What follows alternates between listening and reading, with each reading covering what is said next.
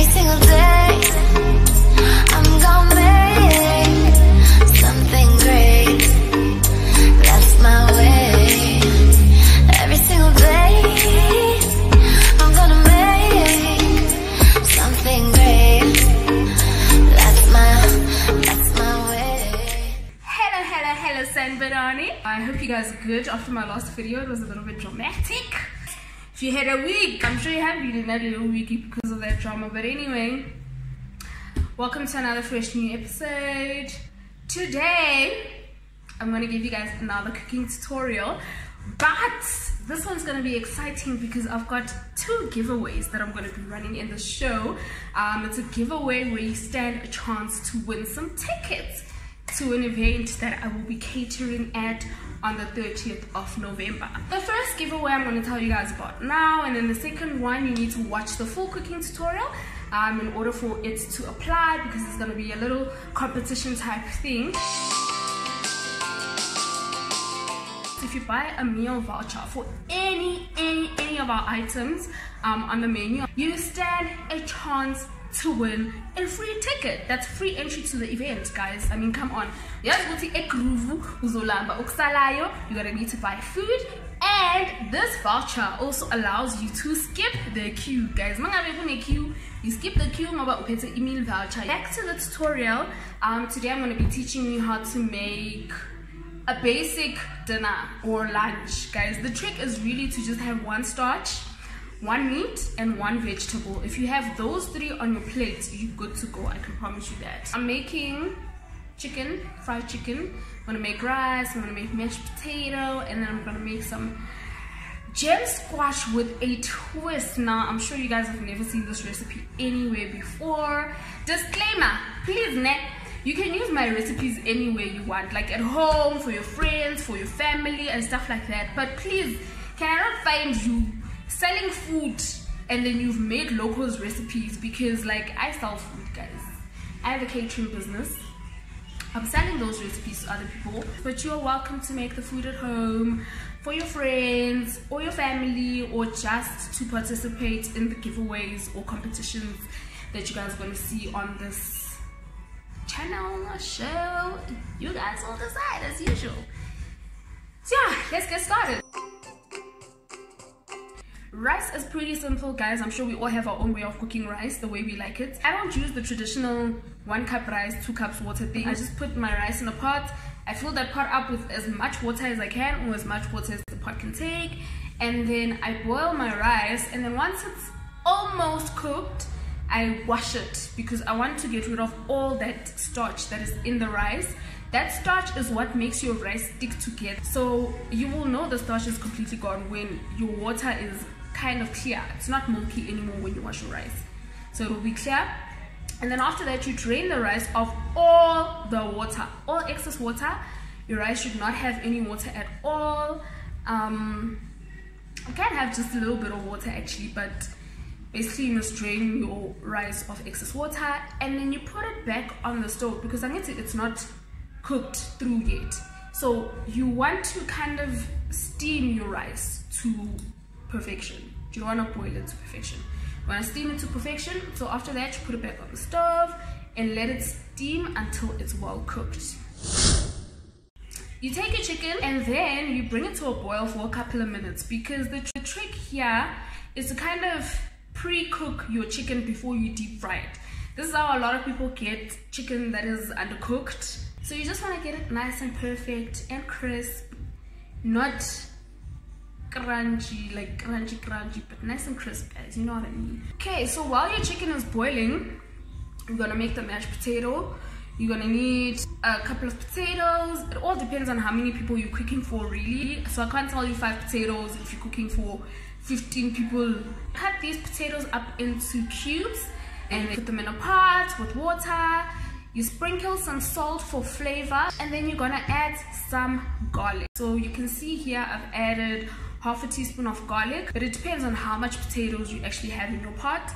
If you have like a big pot, you can't use half a teaspoon of potatoes. So I mean, if you have questions, leave your comments down below. I'll answer your questions, guys. If you want to know how much garlic you can put for 5 potatoes, or how much garlic you can put for 3 potatoes and stuff like that. I didn't use 3 potatoes, I just put on 3 potatoes there because they wouldn't fit in my hand. Anyway, yeah, back to the mashed potato. You let that boil until the potatoes are nice and soft. You guys all know what cooked potatoes feel like, so you press it with a fork, like you stab your potato with the fork to test if your potato is cooked or not. So if it kind of crumbles, then you know that your potato is cooked. You do need to kind of overcook your potatoes if you're making mash. Okay, after the mash or potatoes are cooked, you're gonna add milk to your potatoes, and then you're also gonna add some butter, margarine, whichever one you have, and then you mash them up. There's your mashed potato. Next up is your chicken, guys. The water that you remove from your chicken after it's boiled, please do not throw it away. Keep it, like put it in a bowl, Tupperware or something. That is some flavorful chicken stock. A lot of people throw the water away, but they don't know what they're missing. Don't be that person. Keep your stock, and then you'll use it later when you make your gravy. With your chicken, after it's cooled down for a little bit, because once you drain the water, you've got to let it cool down.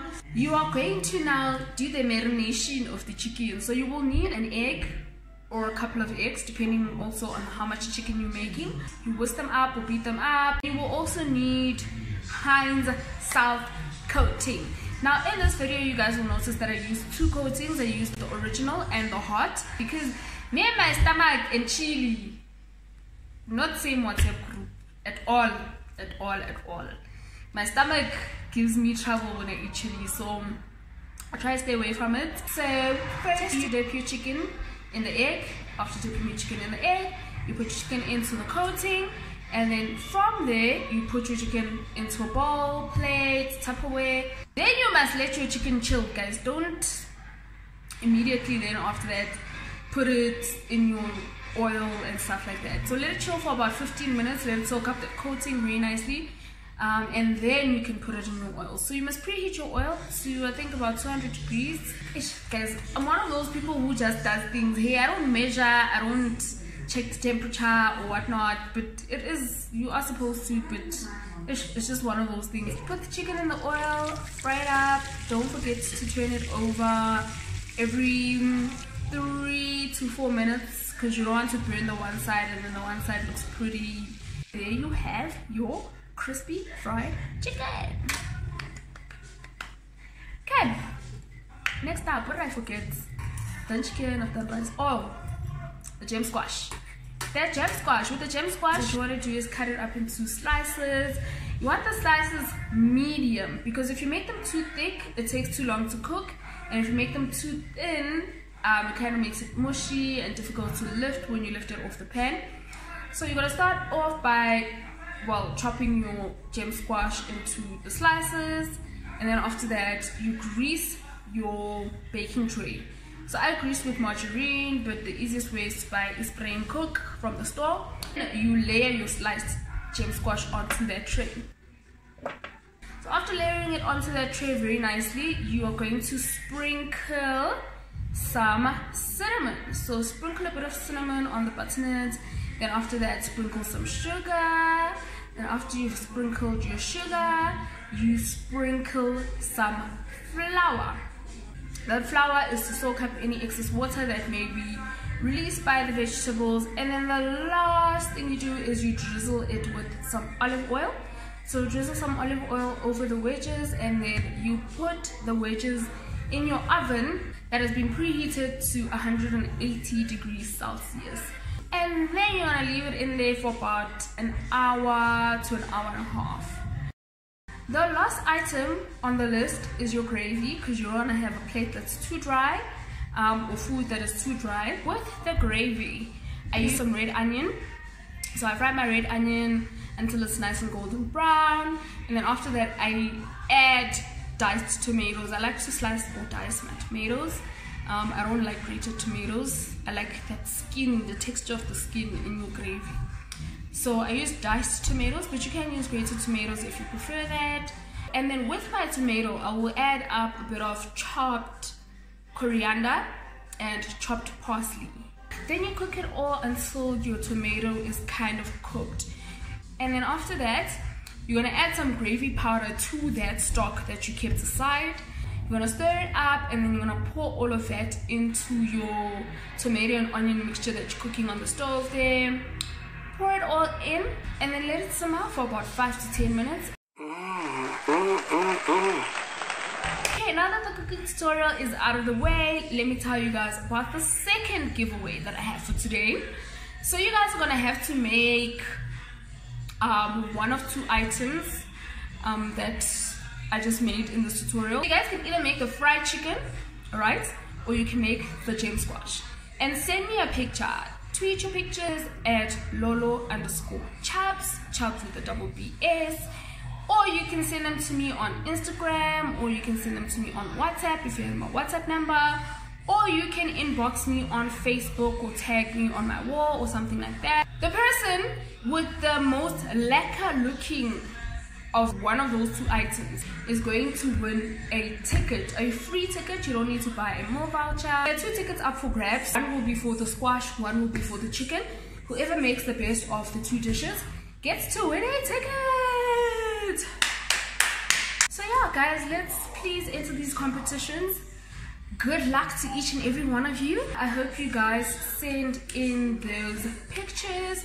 I'm going to be announcing the winners of the competition next week in my video. But yeah, in the meantime, don't forget to click the like button, don't forget to click the subscribe button, and don't forget to turn on that notification bell so you can get notifications on fresh new content from this channel. Stop, what I'm reggae.